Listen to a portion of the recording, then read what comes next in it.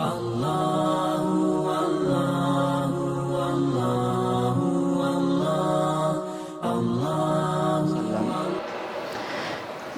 yang dimuliakan oleh Allah Subhanahu wa taala, kita ingatkan kembali tentang firman Allah Subhanahu wa taala, "Wa ma khalaqatul jinna wal insa illa liya'budun."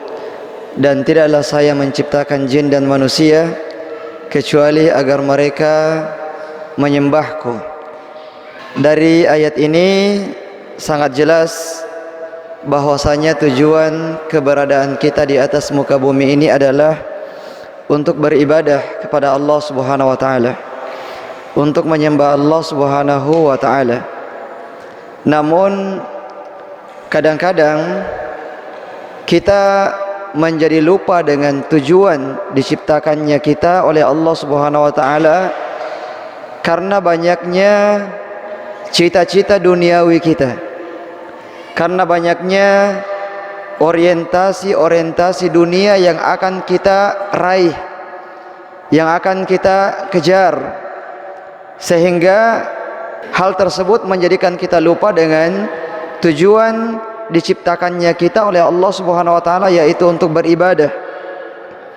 Padahal di dalam ayat yang lain Allah Subhanahu wa taala juga menegaskan, wabtaghi fima ataka Allahu ad-daral akhirah wa la tansa nasibaka minad dunya. Bersungguh-sungguhlah untuk mencari kehidupan akhirat kalian dan janganlah melupakan kehidupan dunia kalian. Dan tentu saja sangat berbeda antara kalimat bersungguh-sungguh dengan kalimat jangan melupakan. Pada perkara akhirat Allah Subhanahu wa taala memerintahkan kita untuk bersungguh-sungguh mencarinya.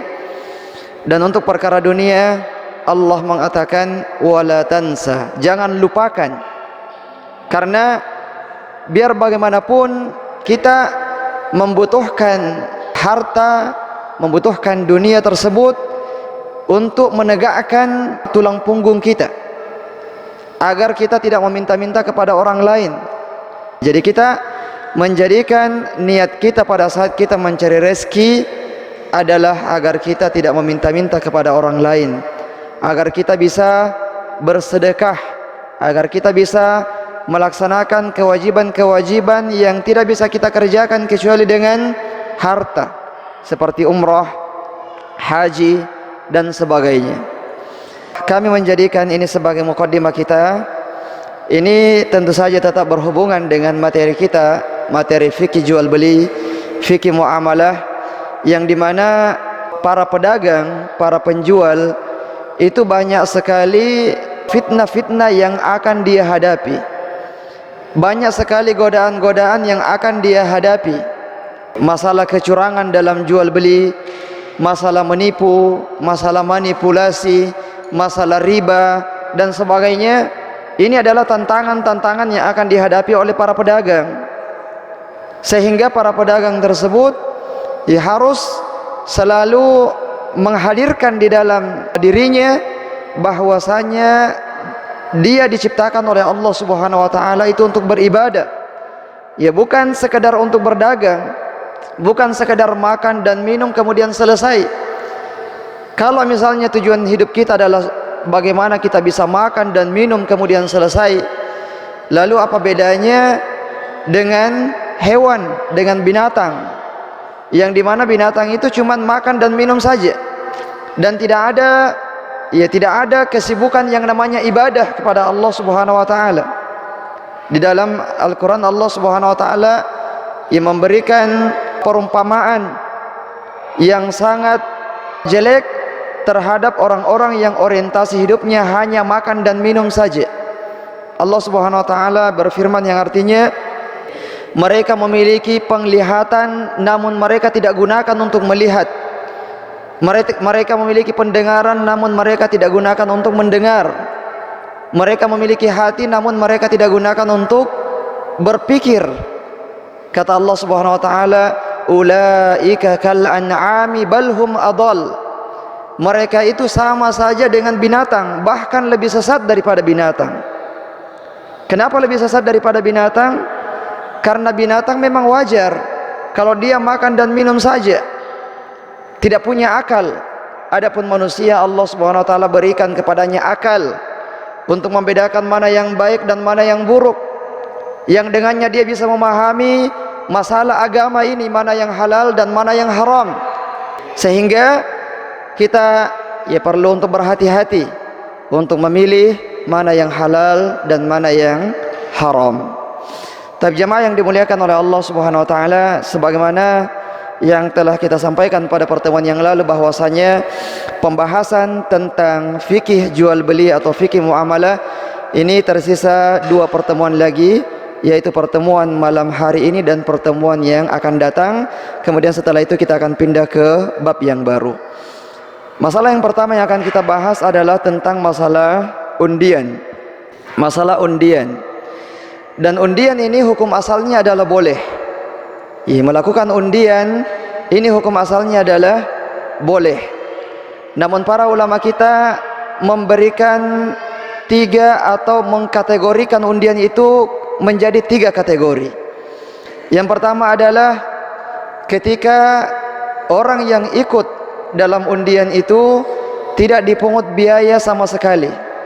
Dia diberikan kupon, misalnya kupon untuk ikut undian tersebut, dan kupon ini dibagi secara cuma-cuma, dibagi secara gratis, tidak dipungut biaya sedikit pun.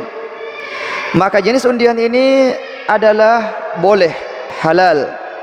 Dia boleh mengikuti undian tersebut, dan ketika dia mendapatkan hadiahnya, maka dia boleh menerima hadiah tersebut karena tidak ada pelanggaran syariat di dalamnya. Yang kedua adalah ketika kuponnya harus dibeli. Ketika orang yang mau ikut undian ini disediakan kupon, namun kuponnya ini harus dibayar. Apakah dengan harga yang biasa-biasa saja, yang murah, atau dengan harga yang mahal? Maka ini termasuk undian yang haram, termasuk maisir, judi. Undian yang mengandung unsur judi di dalamnya, karena dia mengeluarkan uang untuk mendapatkan hadiah yang lebih besar, yang boleh jadi dia yang akan mendapatkan hadiah tersebut dan dia akan untung, boleh jadi dia tidak akan mendapatkan hadiah tersebut dan dia akan merasa rugi. Kemudian yang ketiga adalah ketika undian ini dipersyaratkan untuk membeli barang. Dipersyaratkan untuk membeli barang. Siapa yang mau mendapatkan kupon, syaratnya adalah dia harus membeli barang yang ada di toko tersebut. Maka ini boleh saja dengan syarat yang pertama, harga barang itu tidak dinaikkan. Harga barang yang dia jual di tokonya tidak dinaikkan.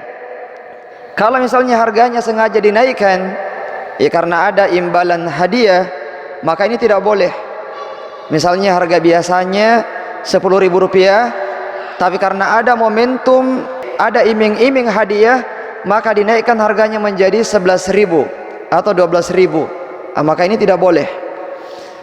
Syarat yang kedua adalah pembeli ini memang membutuhkan barang tersebut. Orang yang mau ikut undian ini, dia memang butuh dengan barang yang akan ditawarkan kepadanya. Butuh dengan barang tersebut dalam artian dia pada saat mau mengambil kupon tersebut, niat utamanya sebenarnya adalah membeli barangnya. Adapun hadiahnya itu niat yang mengikut, niat yang mengekor. Jadi, dan ini juga sekaligus menjadi syarat yang ketiga, dia tidak berniat untuk mendapatkan hadiah. Artinya niat utamanya itu bukan untuk mendapatkan hadiah, tapi untuk membeli barangnya, karena memang dia butuh dengan barang tersebut. Jadi ini 3 syaratnya. Ketika dipersyaratkan harus membeli barang, harga tidak dinaikkan, dan dia butuh dengan barang tersebut, kemudian tidak berniat untuk mendapatkan hadiah, atau niat utamanya bukan untuk mendapatkan hadiah, tapi untuk membeli barang tersebut. Nah, ini tentang undian. Kemudian materi yang kedua atau bab yang kedua adalah tentang ar-rahan atau jaminan. atau barang gadai. Jaminan atau barang gadai. Allah Subhanahu wa taala berfirman di dalam surah Al-Baqarah, "Wa in kuntum ala safarin wa lam tajidu katiban farihanum maqbudah." Kalau kalian dalam perjalanan sementara safar dan kalian tidak mendapatkan orang untuk menulis utang piutang tersebut, maka hendaknya ada barang yang menjadi jaminannya. Jadi kalau misalnya terjadi utang piutang antara kita dengan saudara kita, sementara kita sedang safar dan tidak ada orang yang bisa menuliskannya dengan dengan buktinya, atau tidak ada yang menjadi saksi, maka hendaknya ada barang jaminan, barang jaminan terhadap utang tersebut. Jamaah yang dimuliakan oleh Allah Subhanahu wa taala, ayat ini pas setelah ayat yang terpanjang di dalam Al-Quran. Ayat yang terpanjang dalam Al-Quran yaitu surah Al-Baqarah ayat 282, kalau tidak salah ayat 282. Ayat yang terpanjang itu berbicara tentang masalah utang piutang, bukan berbicara masalah akidah, bukan berbicara masalah ibadah, tapi berbicara masalah utang piutang. Dan disebutkan di dalam ayat-ayat tersebut supaya ketika terjadi utang piutang antara seseorang dengan saudaranya dengan orang lain, hendaknya ada saksinya. Hendaknya ada saksinya. Kalau tidak ada saksi, maka ada sesuatu yang tertulis. Ada sesuatu yang tertulis. Kalau tidak ada juga, maka hendaknya ada barang jaminan. Karena masalah utang piutang ini adalah masalah yang sangat rawan. Masalah yang sangat rawan. Kadang-kadang orang berutang, kemudian dengan sengaja dia tidak membayar utangnya, atau dengan sengaja mengulur-ngulur waktu untuk membayar utangnya tersebut, sehingga untuk menutup celah yang seperti ini, maka dibuatlah ada saksinya, atau ada yang tertulis, atau ada jaminan terhadap utang tersebut, supaya orang yang berutang ini terdorong untuk membayar utangnya. Dan orang yang memberikan utang mudah untuk memberikan utang. Kadang-kadang orang berpikir untuk memberikan piutang kepada orang lain karena khawatir jangan sampai nanti diberikan piutang kemudian tidak membayar. Dia sebenarnya mau menolong, tapi karena ada kekhawatiran, maka dia pun berpikir untuk menolong saudaranya. Dan dengan adanya jaminan, maka ini akan memudahkan orang untuk memberikan piutang kepada saudaranya, dan memudahkan orang yang berutang untuk membayar utangnya. Kenapa demikian? Karena dia butuh dengan barangnya tersebut kembali kepada dia. Dan ketika misalnya sudah jatuh tempo, utangnya sudah jatuh tempo, maka barang jaminan ini boleh dijual atas izin dari pemilik barang, dan dijual dengan harga yang normal, dengan harga yang biasa, harga pasaran. Kemudian harganya ini boleh diambil untuk menutupi utangnya. Kalau masih ada kelebihan, maka dikembalikan kepada pemilik barang tersebut. Ini ketika ada barang gadai, ada jaminan terhadap utang seseorang.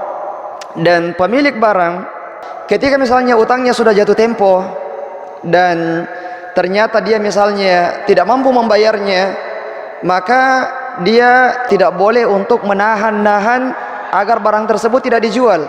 Kalau misalnya dia sudah tidak mampu membayarnya, maka solusi yang paling terakhir adalah dengan menjual barang gadai tersebut. Tentu saja harus dengan izin dari pemilik barang ini. Nah, kemudian jamaah yang dimuliakan oleh Allah Subhanahu wa taala, tentang barang jaminan ini, orang yang memberikan piutang tadi, dia tidak boleh memanfaatkan barang gadai. Dia tidak boleh memanfaatkan barang gadai yang dia pegang, yang dia kuasai, apapun bentuknya.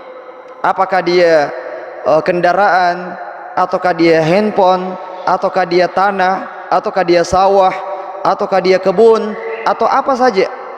Bahkan buku, ketika barang gadainya adalah buku, maka dia juga tidak boleh mengambil manfaat dari buku tersebut dengan cara membacanya. Taib. Jadi dia tidak boleh mengambil manfaat dari barang gadai yang diserahkan kepadanya. Nah, dan ketika dia mengambil manfaat, maka inilah yang disebut dengan riba. Karena dalam kaidah fikih disebutkan kullu qardin jarra naf'an fahuwa riba.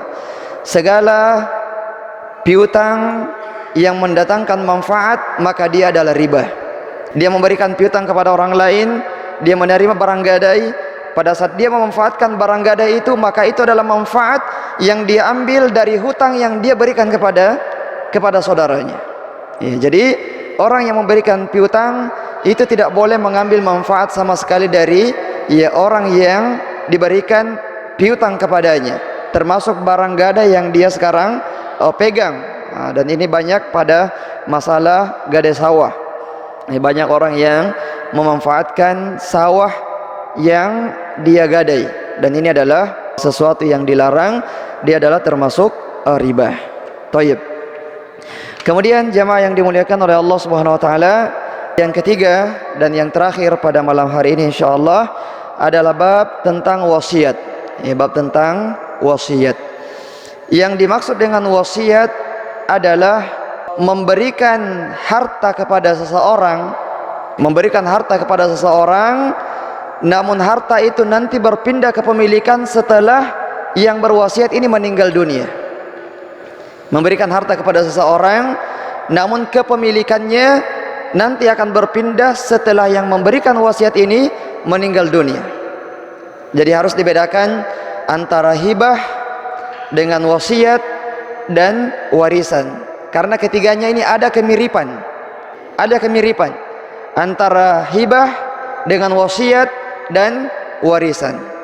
Kalau hibah, dia adalah sebagaimana yang kita sampaikan tadi, ia memberikan harta kepada orang lain, namun kepemilikannya nanti berpindah setelah dia meninggal dunia.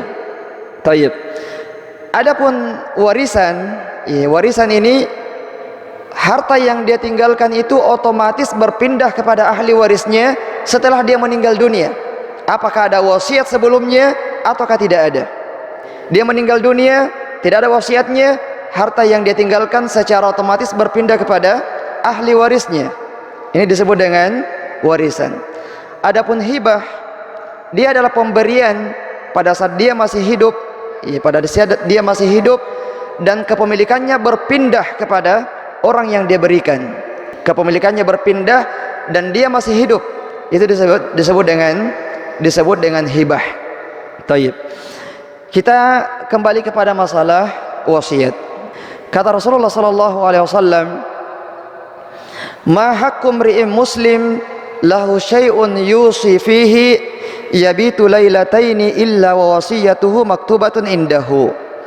Tidak sepantasnya bagi seorang muslim, dia masih ada kesempatan hidup 2 hari 3 hari, dalam artian pada saat dia sedang sakit misalnya, dan dia khawatir jangan sampai akan meninggal dengan sakit tersebut, dan dia punya sesuatu yang dia ingin wasiatkan, kecuali dia sudah menulis wasiat tersebut. Kalau ada yang ingin berwasiat, maka hendaknya dia menuliskan wasiat tersebut. Jangan hanya sekadar mengatakan kepada fulan, kalau saya meninggal dunia nanti, maka sebagian 1/10 dari harta saya milik kamu. Tidak cukup dengan hanya sekedar mengucapkannya saja, tapi sebaiknya dituliskan. Kenapa? Sekali lagi, untuk memutus kesempatan untuk bertengkar setelah dia meninggal dunia nanti. Karena setelah dia meninggal dunia nanti, orang yang mengklaim dirinya sebagai orang yang diberikan wasiat, pada saat dia memberitahukan kepada ahli waris orang yang meninggal dunia ini bahwasanya saya sudah pernah mendapatkan wasiat dari orang yang meninggal dunia ini, bahwasanya 1/10 dari hartanya milik saya, pasti ahli warisnya akan mengatakan mana buktinya. Kalau sekadar lisan saja, maka ini dia tidak akan mampu untuk mengklaim hal tersebut, sehingga dia perlu untuk menuliskannya. Nah, menuliskan wasiat yang ingin dia wasiatkan. Nah, kemudian jamaah yang dimuliakan oleh Allah Subhanahu wa taala, tentang wasiat ini ada aturan-aturannya. Wasiat itu tidak boleh diberikan kepada ahli waris. Jadi orang yang mau berwasiat, maka dia tidak boleh berwasiat kepada ahli warisnya. Misalnya, kalau saya meninggal dunia nanti, maka rumah ini miliknya si bungsu misalnya. Ini yang banyak. Kalau saya meninggal dunia nanti, maka rumah yang ditempati sekarang ini menjadi miliknya si bungsu, menjadi miliknya anak bungsu. Ini adalah wasiat. Dan tidak boleh memberikan wasiat kepada ahli waris. Anak bungsu dan semua anak itu adalah ahli waris. Anak-anak, istri, suami, orang tua itu adalah ahli waris. Tidak boleh memberikan wasiat kepada ahli waris. Boleh memberikan wasiat kepada selain ahli waris, misalnya kepada tetangganya, kepada sahabatnya, kepada kerabatnya yang lain yang bukan ahli waris, kepada gurunya, atau kepada muridnya, atau kepada siapa saja yang dia mau wasiatkan agar harta tersebut sebagian diberikan kepada fulan. Jadi ini boleh kepada selain ahli waris. Kemudian yang kedua, ketentuan yang kedua, wasiat tidak boleh lebih dari sepertiga hartanya. Wasiat tidak boleh lebih dari sepertiga dari harta yang dia miliki. Misalnya dia mengatakan, kalau saya meninggal dunia nanti, maka setengah dari harta saya diberikan kepada fulan, ya, atau diberikan kepada yayasan fulan misalnya, diberikan kepada yayasan, atau diberikan kepada masjid tertentu misalnya. Ini tidak boleh, karena dia telah berwasiat lebih dari sepertiga hartanya. Ya, dia berwasiat dengan setengah hartanya. Ini sekali lagi tidak boleh. Dalilnya adalah kisah Sa'ad bin Abi Waqqas radhiyallahu ta'ala an, ketika dia sakit parah dan dia khawatir mungkin sakit itulah yang akan mengantarkannya kepada kematian. Pada saat Rasulullah datang menjenguknya, dia bertanya kepada Rasulullah, "Wahai Rasulullah, saya orang yang punya banyak harta, sementara saya punya satu orang putri saja. Apakah boleh saya bersedekah dengan 2/3 harta saya?" Kata Rasulullah, tidak boleh. Dia mengatakan, bolehkah kalau saya berinfak dengan 1/2 harta saya? Kata Rasulullah, tidak boleh. Bolehkah saya berinfak dengan 1/3 harta saya? Kata Rasulullah, 1/3 saja, dan 1/3 itu sudah banyak. Jadi tidak boleh berwasiat lebih dari 1/3 harta yang kita miliki. Tayyib. Ini jamaah yang dimuliakan oleh Allah Subhanahu wa taala. Nanti insyaallah kita kembangkan kalau ada yang bertanya. Yang jelas kita harus bedakan antara hibah dengan wasiat dengan warisan. Kalau hibah, kepemilikan berpindah pada saat dia masih hidup, dan dia boleh menghibahkan harta-hartanya kepada semua anak-anaknya pada saat dia masih hidup, dan dia boleh menghibahkan hartanya ini secara ukuran yang sama, tidak ada bedanya antara laki-laki dengan perempuan. Iya, boleh kalau dia masih hidup dan kepemilikan berpindah kepada anaknya. Adapun kalau misalnya kepemilikan belum berpindah, maka ini disebut apa? Apa namanya? Wasiat. Ya, dia mengatakan nanti kalau saya meninggal, maka harta ini miliknya kakak nomor 1, kemudian kakak nomor 2, kemudian kakak nomor 3, dan seterusnya. Ini wasiat dan ini tidak boleh. Ya, tapi kalau misalnya dia sudah bagi hartanya dengan rata kepada anak-anaknya dan semuanya sudah berpindah kepemilikan, maka ini tidak mengapa. Nah, subhanakallahumma bihamdik, asyhadu an la ilaha illa anta, astaghfiruka wa atubu ilaik, wa akhiru da'wana anil hamdulillahi rabbil alamin. Wassalamu alaikum warahmatullahi wabarakatuh.